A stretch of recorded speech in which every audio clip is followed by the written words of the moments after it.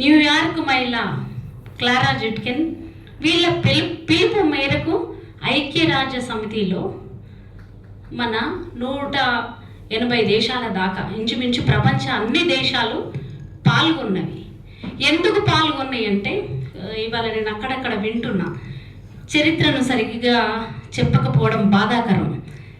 ఇతర దేశాలలో పరిశ్రమలు ఉన్నాయి, పని గంటల ఒత్తిడి ఎక్కువైతుంది, దాంతో పాటు కుటుంబం బాధ్యతలు అదనంగా ఉంటాయి. పిల్లలు కనడం పెంచడం మేడం ఇప్పటిదాకా చెప్పారు, అదనపు బాధ్యతలు ఉంటూ మళ్ళీ ఈ పరిశ్రమలో పనిచేస్తున్న కారణంగా స్త్రీకి పని ఒత్తిడి ఎక్కువ అవుతున్న కారణంగా ప్రపంచ దేశాల మహిళలందరూ కలిసి అంతర్జాతీయ సమావేశాలు ఏర్పాటు చేసి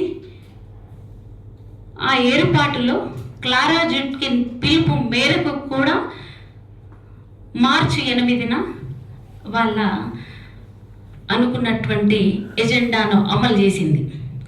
ఇక అప్పుడప్పుడు ఇక్కడ ఆదివారం ఆడవాళ్ళకి సెలవని, లేకపోతే మహిళా దినోత్సవం మహిళలదే అని, సావిత్రిబాయి పూలే జయంతి వర్ధంతిలలో మహిళలు, అదే కాకపోతే ఇంకా ఇక్కడున్న చాకలైలమ్మ వర్ధంతి జయంతుల రోజు మహిళల గొప్పదనాన్ని, ఇంకొకటి మాతృ దినోత్సవం వచ్చింది మధ్య, పితృదినోత్సవం ఉందనుకోండి, ఎప్పుడైనా పితృ పరిపాలననే జరుగుతుంది తెలంగాణలో, దేశం మొత్తం.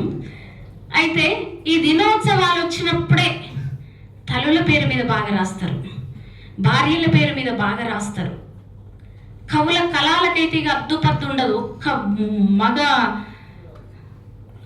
వాళ్ళు కూడా కనీసం ఇసుంట నుంచి అసుంట జరగరు. మహిళలకు వేదిక మీద 20 మంది మగోళ్ళైనా కూర్చుంటారు, కానీ ఒక్కరిద్దరికైనా మహిళలకు అవకాశము వేదికల మీద ఇయ్యరు. అది అన్ని చోట్లల్లా ఉంది. ఇక అంతర్జాతీయ మహిళా దినోత్సవానికి మన భారతదేశానికి తేడా ఉంది. అంతర్జాతీయ మహిళా దినోత్సవం పారిశ్రామికంగా ఇంతకుముందు మాట్లాడుకున్నట్టు పరిశ్రమలు, అక్కడ కార్మికులు శ్రామికులు అట్లా ఉంది. అక్కడ భారతదేశానికి వచ్చేసరికి ఇక్కడ వ్యవసాయం ఉంది, ఇక్కడ చేతి వృత్తులు ఉన్నాయి, పరిశ్రమలు లేవు. అన్ని దేశాలలో ఉన్నట్టు మిషనరీ లేదు ఇక్కడ. మరి ఎట్లా మనం అంతర్జాతీయ దినోత్సవానికి వ్యతిరేకమా? కాదు. మరి అనుకూలమా అంటే అవుననక తప్పదు. ప్రపంచ దేశాలు ఎదుర్కొన్నటువంటి వివక్ష కంటే భారతదేశంలో ఎక్కువ ఎదుర్కొంటున్నాం. అన్ని దేశాల ఒత్తిడి ఒక రకమైనదైతే ఇంకా అంతకు మించి మన భారతదేశంలో ఎక్కువ వివక్షను అనుభవిస్తున్నాం. మనం వివిధ చోట్లలో ఉద్యోగాలు చేస్తున్నప్పటికీ, వివిధ రంగాలలో ఉన్నప్పటికీ, వివిధ రాజకీయ సంస్థలలో పనిచేస్తున్నప్పటికీ భారతదేశంలో మాత్రం కుటుంబ వ్యవస్థ